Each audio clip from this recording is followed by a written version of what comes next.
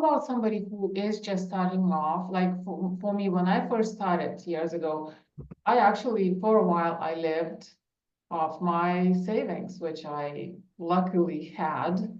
Yep. And for quite a while, I was not making what not wasn't breaking even. I was running ads, was only learning how to run ads, and I was like putting money in, putting money in, putting money in. What's the advice there? If you've got profit first and you're running profit first, understand that profit first will only work properly if you are making a profit. Okay. Okay. Mm-hmm. Because otherwise, what you end up doing is you end up taking out of one pot to pay another. So Mm-hmm. if you need 50,000 to live on and you're not bringing in enough to pay yourself 50,000, where's the money going to come from? You end up taking it out of your tax pot or your profit pot or your operating expenses pot.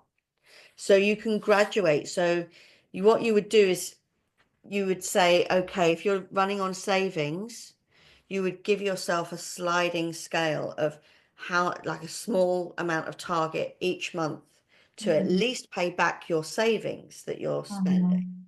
Yeah. And then you can start adding in your owner's pay and but it'll be incremental sales targets rather than a jump to if you've got savings. Some people start on a bank loan.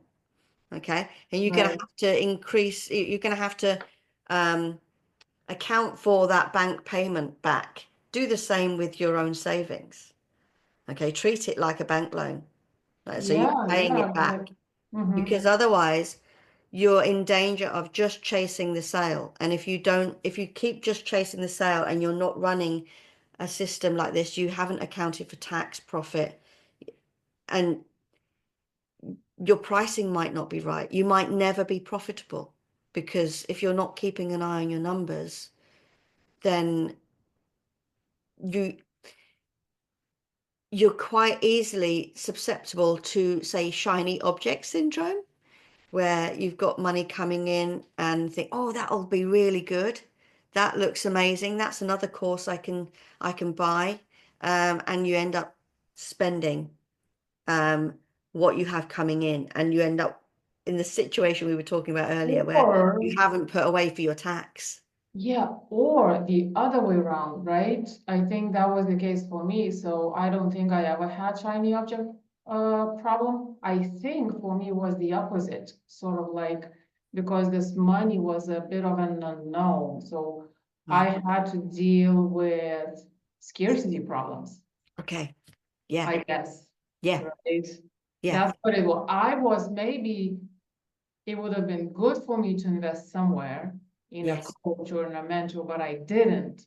because I didn't have the full view or, a way to manage my using savings and my income, that picture. And I was always in that fear that I'm gonna run out of money, Right. you Yeah. know.